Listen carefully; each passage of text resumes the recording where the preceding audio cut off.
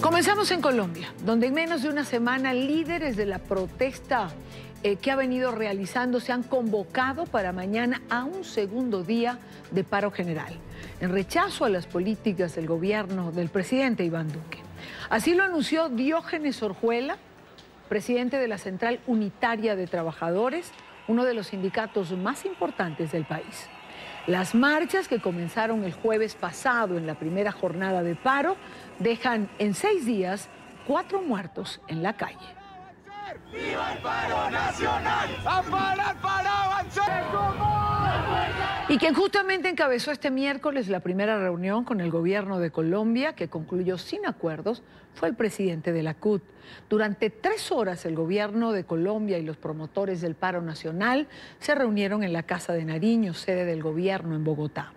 Las centrales obreras y representantes de otros sectores sociales le entregaron al presidente Duque un documento con los temas que han motivado las movilizaciones. Juan Pablo López, periodista NTN 24 en Bogotá, tiene información. Juan Pablo, buena tarde para ti. ¿Qué tal? Un saludo, muy buenas tardes. Desde el Palacio Presidencial en Bogotá, desde la Casa de Nariño, el presidente Iván Duque ha convocado a una gran conversación nacional para discutir 6 ejes temáticos, 6 diferentes temas. Esto para darle atención a las personas que han estado protestando en los últimos días en el marco del paro nacional. Sin embargo, eso hay que dividirlo en 2 partes. Primero, la gran conversación nacional que ha citado el presidente Duque de diferentes sectores. Por ejemplo, hoy estaba citado el sector de empleo y economía y sector productivo. Mañana los estudiantes y el jueves van a estar citados los que tienen que ver con el tema de anticorrupción. Pero el paro nacional, y esta es la otra parte, los convocantes al Comité del Paro Nacional han dicho que quieren tener un trato exclusivo con el gobierno y separado de la gran conversación nacional. De este Comité del Paro hacen parte cerca de 20 instituciones y organizaciones. Todavía no se ha llegado a un acuerdo de una agenda de diálogo, sin embargo, esta mañana se reunieron aquí en la Casa de Nariño con el presidente Iván Duque. Les tenemos los detalles en el siguiente informe. El Comité Nacional del Paro entregó este documento con 13 puntos de negociación al presidente Iván Duque. Los temas son, entre otros, el retiro del proyecto de reforma tributaria, la derogatoria del decreto sobre holding financiero, la disolución del ESMAD y la depuración de la fuerza pública, que no haya reforma pensional, que no haya reforma laboral, que no se privaticen bienes del Estado, que se cumplan los acuerdos con estudiantes, educadores y trabajadores, implementación del acuerdo de paz, trámite de los proyectos de ley anticorrupción, reforma de Electricaribe y políticas ambientales. Nuestra dinámica, hemos dejado claro, no está subsumida dentro de la estrategia y los mecanismos del que el gobierno ha llamado el diálogo nacional. El gobierno nacional reiteró el diálogo con todos los sectores. Realmente hay muchísimos puntos en donde tenemos coincidencias en relación con cualquier reforma laboral, cualquier reforma pensional se va a discutir en la mesa de concertación laboral que se ha reunido varias veces durante este gobierno y que estuvo reunida ayer toda la tarde. A partir de ahora se acordarán mecanismos de diálogo entre el Gobierno Nacional y el Comité Nacional del Paro, conformado por cerca de 20 organizaciones. Ciclo de reuniones directas entre el gobierno nacional y permanentes entre el Comité de Paro y el gobierno nacional. La conversación nacional, el otro mecanismo convocado por el gobierno, también continúa. A partir de la presentación de esos 13 puntos, el gobierno responderá a esos 13 puntos, pero sobre todo les reitera la invitación abierta para en una metodología puedan participar dentro de esos comités temáticos. El Comité Nacional de Paro, integrado por las centrales obreras, profesores y dirigentes estudiantiles, asistió a la cita con el presidente Duque, a pesar del llamado del senador Gustavo Petro, quien les había pedido no acudir a la cita. Les reitero cuál va a ser la agenda de esta conversación nacional que ha citado el presidente Duque. Se acaba de reunir con los gremios, justamente con el sector productivo del país, mañana estudiantes, el jueves el tema de lucha contra la corrupción y la próxima semana van a hablar del tema de los acuerdos de paz y de la implementación. Estos 13 puntos que trae el Comité Nacional del Paro tienen que ver justamente con eso, con lucha contra la corrupción, protección del medio ambiente y otros puntos que ya le han planteado al presidente Iván Duque. Por ejemplo, que no haya reforma pensional o reforma laboral, que lo ha dicho el gobierno nacional. De eso no se ha hablado en el gobierno y no hay un proyecto de ley que pueda presentarse en los próximos días. Esperaremos cómo avanza esta conversación nacional desde la Casa de Nariño en Bogotá, Colombia. Juan Pablo López Velázquez, NTN 24. Buenas tardes. Gracias, Juan Pablo, gracias por la información. Nos acompaña Jairo Libreros, nuestro analista permanente en estudio, en la tarde de hoy. Jairo, bienvenido, buena tarde para ti. Y Dania, muy buenas tardes.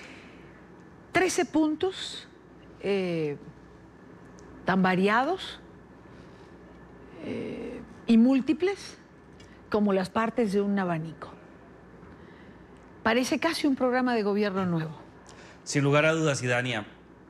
Si uno mira el listado, fácilmente son los puntos que integran de manera particular un plan de gobierno en plena campaña electoral, cuando se busca realmente es conquistar el poder. Pero si le damos una mirada un poco más institucional, realmente es un plan de desarrollo, temas relacionados con la reforma pensional, la reforma laboral, una discusión tan sensible como puede ser discutir qué hacer o eliminar el SMAT, un escuadrón antidisturbios que encuentra en cualquier democracia liberal, genera mucha preocupación. Utilizar ese término de depurar la policía creo que es muy delicado. Aquí no hay espacio para ese tipo de situaciones. Uno entendería que quizás buscaran mediante estándares más elevados en materia de derechos humanos un comportamiento que se ajuste más a los estándares que se han diseñado para garantizar mejores condiciones al momento de implementar el uso de la fuerza, pero no se agotan esos temas. Hay que tener en cuenta que hace muy pocas horas, Idania,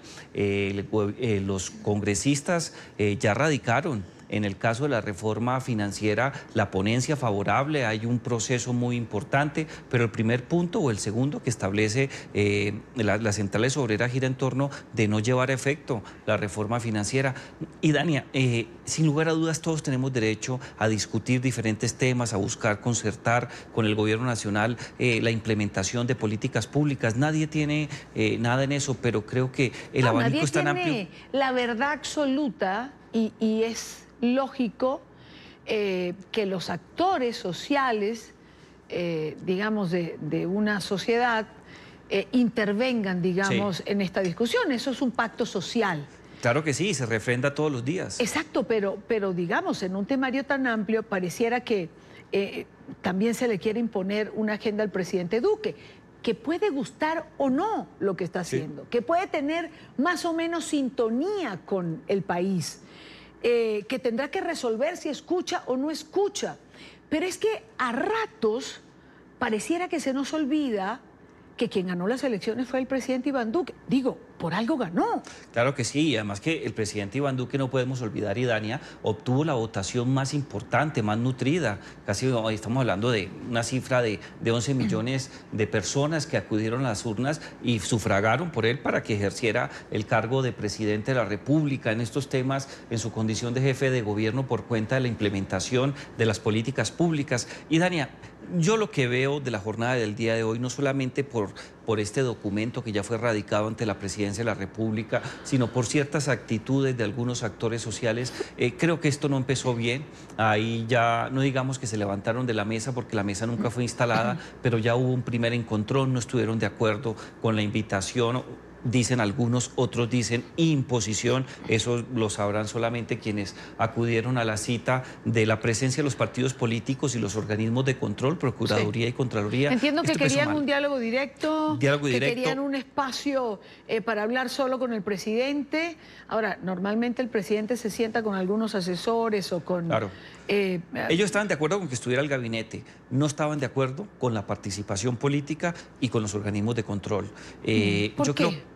Yo creo que muy seguramente no querían perder la titularidad, el protagonismo y de manera particular terminar con transigiendo. Les tocaba transigir quizás algunas ideas de política pública con los partidos políticos. Está claro, no solamente en Colombia, sino en muchos países en América Latina y Dania, que te sientas con el Ejecutivo, pero con los partidos políticos el protagonismo se diluye y los partidos políticos tienen unos liderazgos muy importantes. Es más, Dania, si se llega a un acuerdo frente a la agenda que ellos presentaron, la mitad de temas van a entrar al Congreso. Entonces, de todas maneras, los partidos políticos van a tener un juego ahí.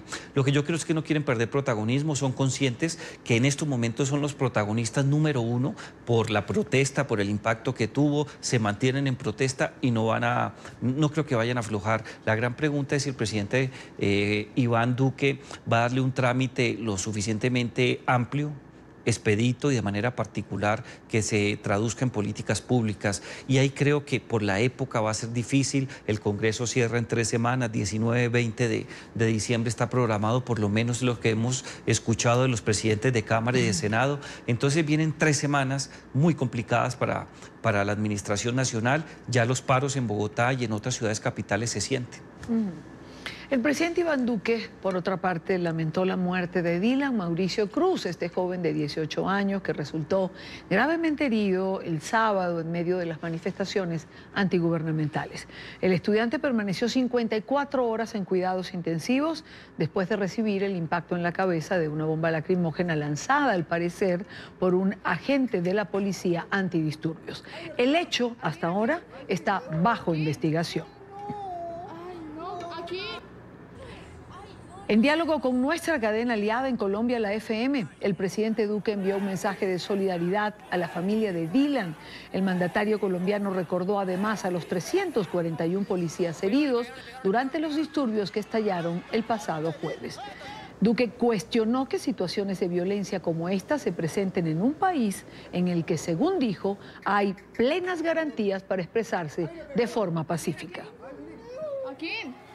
Yo acompaño en este dolor profundo a la familia de Dylan, acompaño a su familia, pero también quiero decirle a todos los colombianos que este tiene que ser un espacio para que todos reflexionemos y realmente no volvamos a ver más estas situaciones accidentales, dolorosas, frente a las cuales se tienen que proceder con todas las investigaciones y se tiene que llegar a la verdad para mirar si se siguieron todos los protocolos. En el centro, digamos, de la discusión que tiene que ver con seguridad está un cuerpo que se denomina SMAT. Hay quien pide su anulación, sí. Hay quien piensa que no debe ser anulado. Es un cuerpo élite de la policía, entiendo, entrenado para intervenir cuando sí. Hay disturbios y cuando hay eventos de orden público que se escapen de las manos.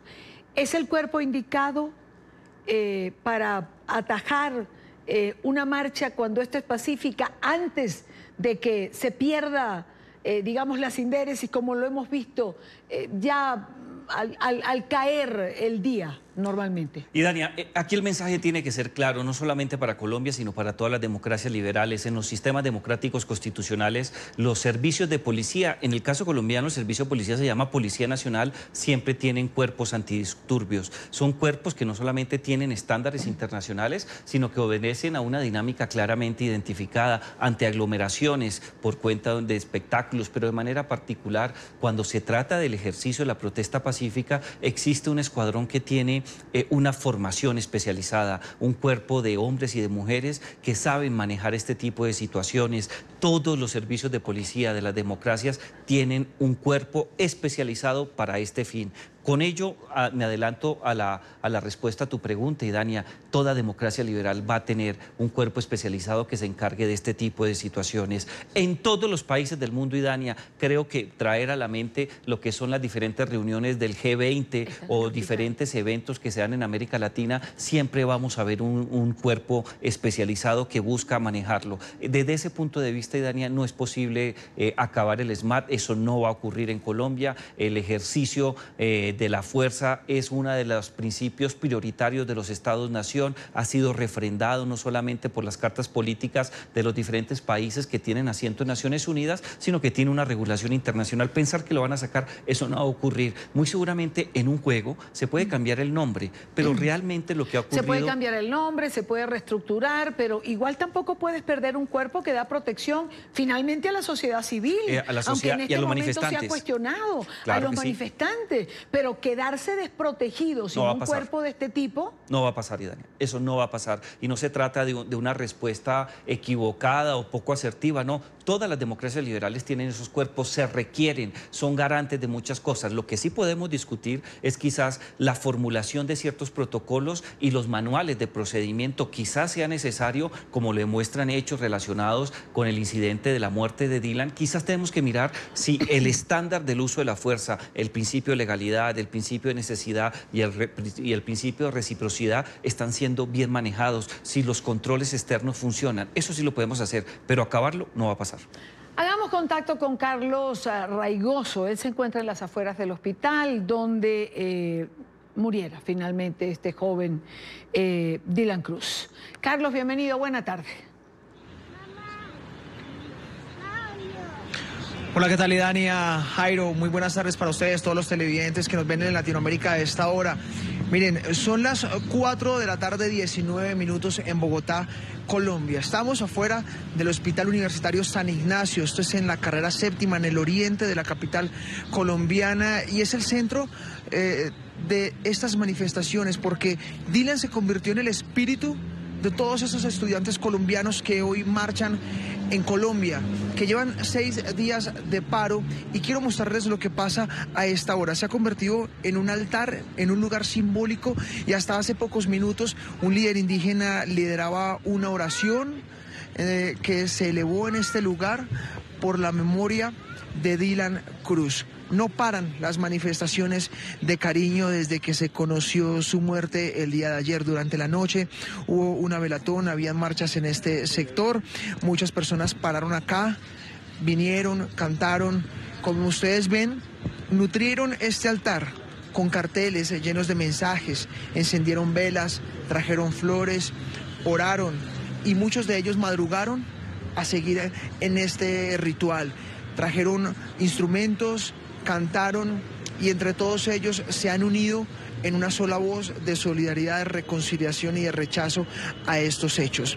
La familia de Dylan, su hermana Denise, lo ha dicho: Dylan no se puede convertir en un símbolo de más violencia, tiene que ser un símbolo de reconciliación. Queremos que con esto ya pare lo que está pasando en Bogotá, lo que está pasando en toda Colombia. No queremos más marchas, no queremos más manifestación, queremos sentarnos a dialogar y llegar a un acuerdo justo para todos. En este momento ustedes ven un grupo de jóvenes también que está sentado encendiendo velas, se han hecho varios minutos de silencio en este lugar. Lo que sí sabemos es que horas más temprano el cuerpo de Dylan fue trasladado a medicina legal, donde se está realizando la necropsia para poder encontrar todos los detalles que permitan avanzar en esta investigación y determinar las causas de su muerte, determinar responsabilidades. También en este momento se presentan 7 concentraciones y bloqueos de vías por las manifestaciones que se están realizando de manera pacífica en la capital colombiana. También hay reporte de otros hechos similares en algunas ciudades de Colombia, y mañana será una larga jornada porque hay un paro de 24 horas que comienza sobre las 9 de la mañana. Nuevamente, después de esas mesas de conversación, han decidido todos los sectores sociales en esta Mesa Nacional del Paro en salir nuevamente a marchar.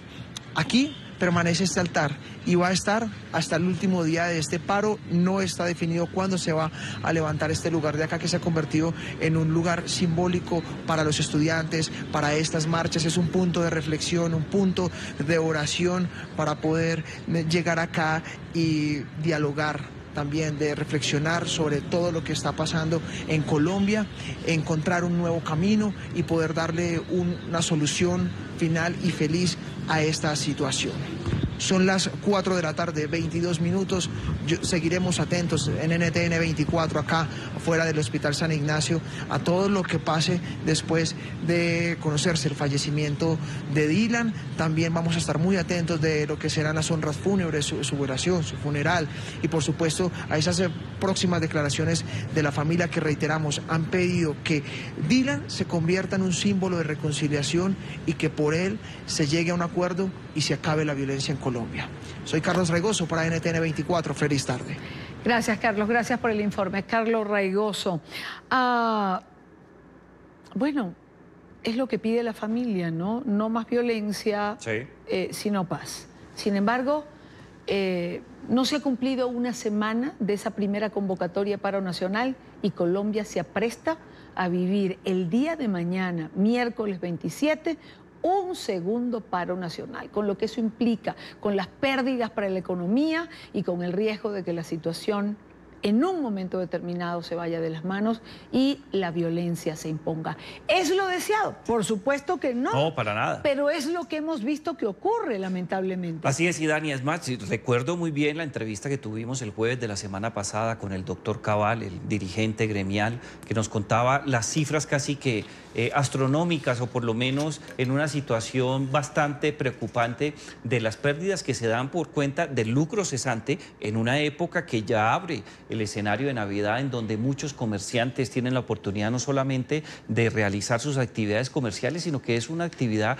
que nosotros como ciudadanos empezamos a movernos en busca de adquirir cierto tipo de productos que hacen parte de la celebración de fin de año. Y si a eso le sumamos igualmente lo que puede ser los daños por cuenta, los gastos por los daños que se presentan, puede ser muy calamitoso, puede afectar la economía. Y Dani, hay que tener en cuenta que Colombia este año, lo dice la CEPAL, pero también el Banco de las Américas, que se conoce como la CAF, también el Fondo Monetario, coinciden en que Colombia va a crecer por encima del promedio en América Latina. El CEPAL, en un informe muy bueno que tú y yo tuvimos la oportunidad de analizar, afirma que Colombia va a crecer seguramente con fecha 30 de diciembre de este año a un porcentaje del 3.4% del PIB, proyectado al 3.5%, y América Latina va a crecer al 0,1% y muy seguramente el otro año 0,2%. Entonces, son temas que nos van a afectar, porque la tasa impositiva va a tener una reducción sensible, muchos comerciantes van a tener problemas con el stock de mercancías,